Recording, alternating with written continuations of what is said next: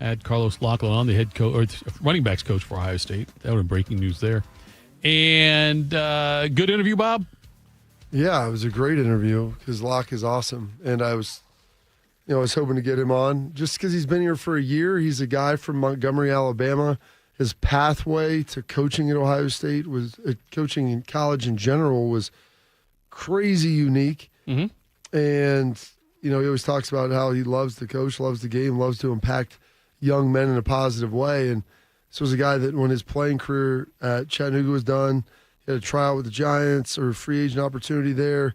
Their trainer, Ronnie Barnes, and he remembered that he's like, I think his name was Ronnie. I was like, Ronnie Barnes. So it's like, he's been there for like 45 years. He was my dad's trainer. So my dad loves him. He's like, he told me I'd never be able to play because my hips were too bad. So I ended up playing a couple years in the Arena League. And it's like, then I got married, had twins, had to get a job. It's like, so I started in corrections. He was a criminology major, started working for Memphis PD, and I think at some point he was doing these government contracting, undercover, wire stuff. And while he was doing that, he was coaching high school football. And he's like, I'm coaching Memphis public schools, which are atrocious. He's like, so I'm working overtime shifts to get money to help buy shoes for the kids, buy them food, things like that. And I don't think Bodie has this clip in there about how he got to Memphis. He goes, I can't even think of the name of the school now in Memphis. It was like a D3 school that would be equivalent to, Otterbein or Capital here. And the coach asked to volunteer. The coach told him no. And asked to volunteer and was told no. And then he goes, that was God telling me I wasn't dreaming big enough. I go to Memphis. They bring him in.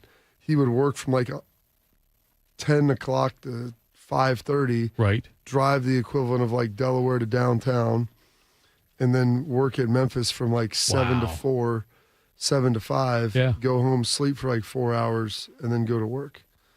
And he volunteered like that at Memphis for 2 years. He goes, that's why he calls himself the walk-on coach.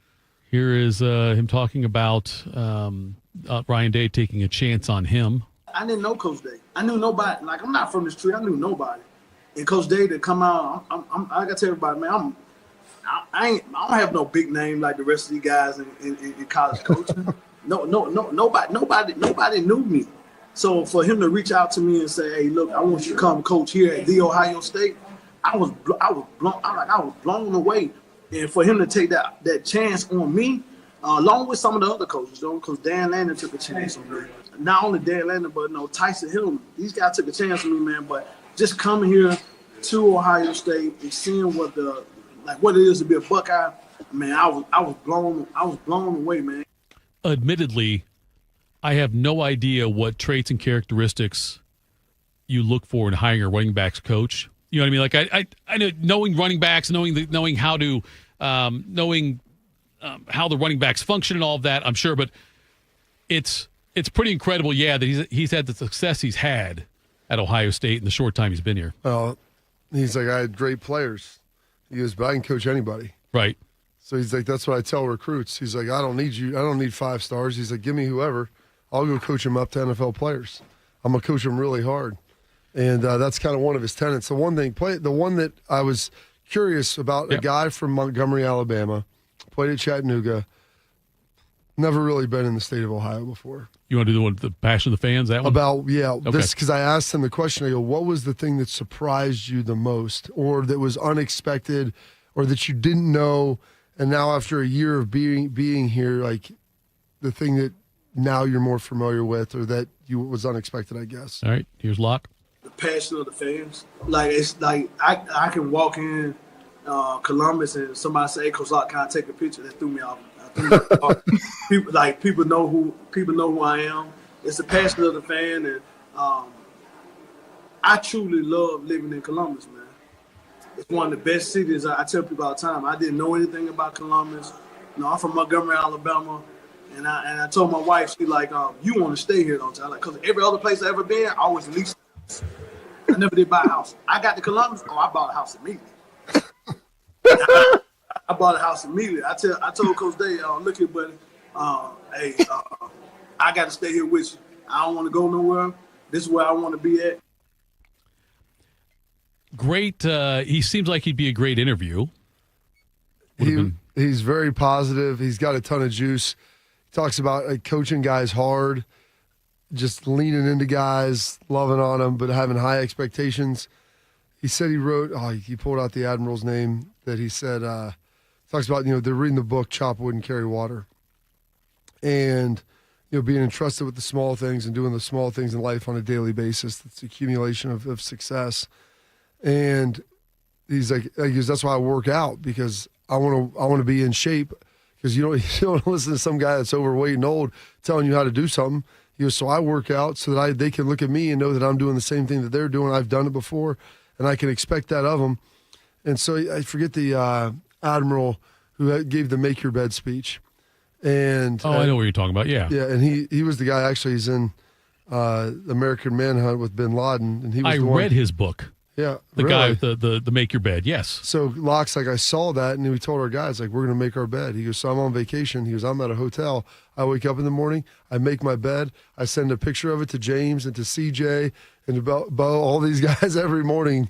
Sam Williams, like, I send a picture of it, and then I make them send me a picture back of them when their bed is made. He's like, that's what we're going to do. I'm like, it's impossible not to get inspired, like, listening to him. And I told my kids, none of them listen to it, and they're going to listen to it today. I go, you're going to listen to this interview with this guy because this dude cares a lot about life, and he is where he is, not because someone gave him an opportunity, but because he's worked for everything. He even had a reference in there with Ryan. He's like, like, it was one of the favorite things that say, like, Ryan, he's like, I wasn't born on third base in here. And I goes, neither was I. He goes, I was in the dugout. That's a good one.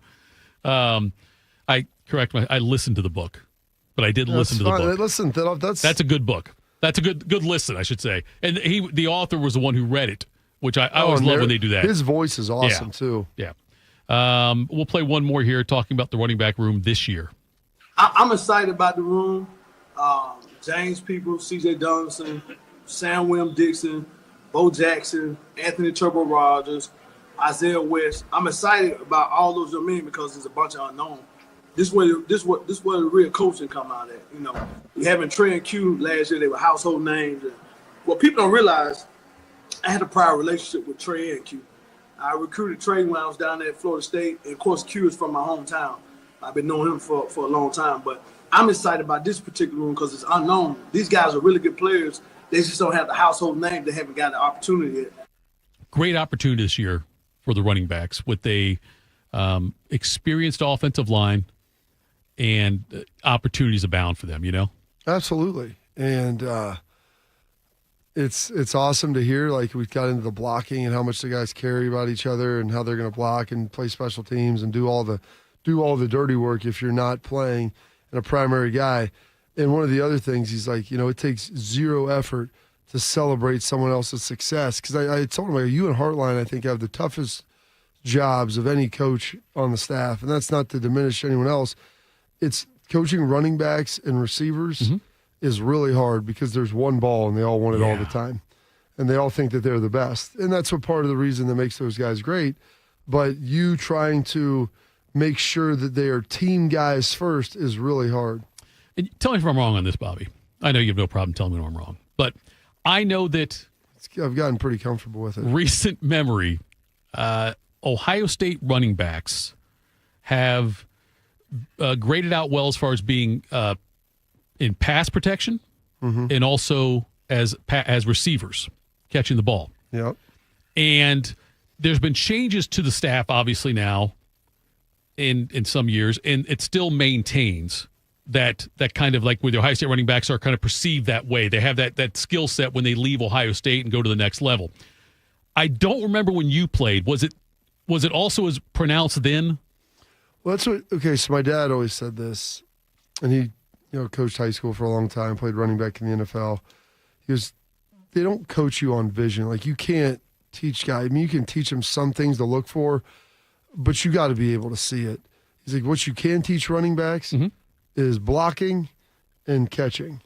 And that's where, to me, the trademark of a great running backs coach, like ball security, how you finish runs, things like that. But as far as finding holes, like, a lot of that's innate. But how well you block and how well you get out in the pattern and can you run good routes, like, that is stuff that can be coached up. And that's one of those things that separates Ohio State running backs when it comes to the draft process. When you watch them on film and see them pass blocking really well, and they take it seriously. So that's good stuff from Coach Lock. Coming up next,